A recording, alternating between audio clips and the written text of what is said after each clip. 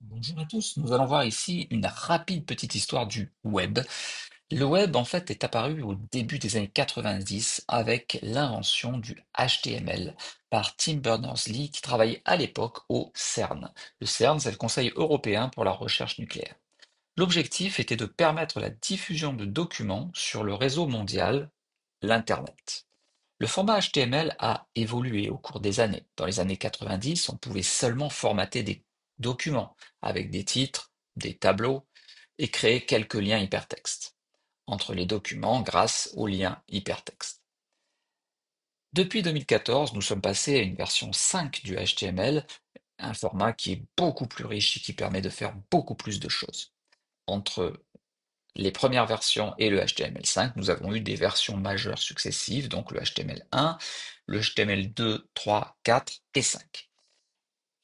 Le CSS, qui est un langage dédié au style, à la mise en forme, a été ajouté en 95. C'est-à-dire dans les premières versions de HTML, on mélangeait aussi bien le contenu, la structure du document, que la mise en forme d'un texte. Ainsi, pour mettre en forme un titre, on codait directement en HTML que le titre devait être en rouge, en vert, en bleu. À partir de 95, on a essayé de séparer le fond de la forme, c'est-à-dire la structure d'un document est reliée au HTML, alors que la mise en forme du document, les couleurs, les polices, etc., eh bien, sont rattachées à un autre langage que l'on appelle les feuilles de style, le langage CSS. Donc ce langage CSS permet bien la mise en forme des documents HTML. On sépare ainsi le fond de la forme. La même année, le JavaScript a été introduit par le navigateur Netscape, l'un des premiers navigateurs. Celui-ci, bien sûr, n'existe plus, mais il était aussi répandu à l'époque que Google. Alors, je dis aussi répandu, il y avait très peu d'utilisateurs, mais la majorité de ces utilisateurs utilisaient ce navigateur.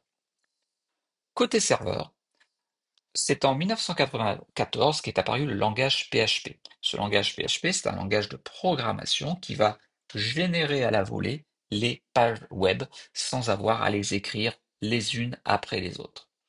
Il a été inventé par Rasmus Lerdorf pour sauvegarder les informations sur son site web en le connectant à une base de données. Les bases de données existent depuis le milieu des années 60, elles ont évolué et se sont bien sûr améliorées très grandement. Les CMS, donc ce sur quoi nous allons travailler, Content Management System, en français, donc les systèmes de gestion de contenu, sont apparus juste avant les années 2000. Il y en a aujourd'hui plusieurs centaines, tels que WordPress, Drupal, Joomla, Spip et bien d'autres. Ces CMS permettent donc de développer, de déployer des sites web sans avoir la connaissance d'un langage de programmation. On va donc pouvoir créer un site web juste en activant des menus, des sous-menus et en mettant des valeurs à l'intérieur. C'est d'ailleurs l'objet même de ce cours, c'est ce que nous allons faire dans ce cours sur wordpress.com. Voilà, j'espère que cette rapide survolée ce rapide survol en fait du web vous aura intéressé. C'est bien de comprendre les choses avant de rentrer dans les détails techniques.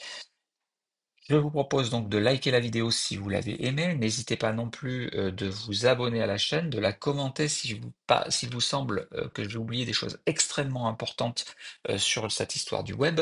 Et je vous dis à très bientôt pour quelque chose de beaucoup plus technique, euh, comprendre ce qu'est la mécanique du web. À très bientôt.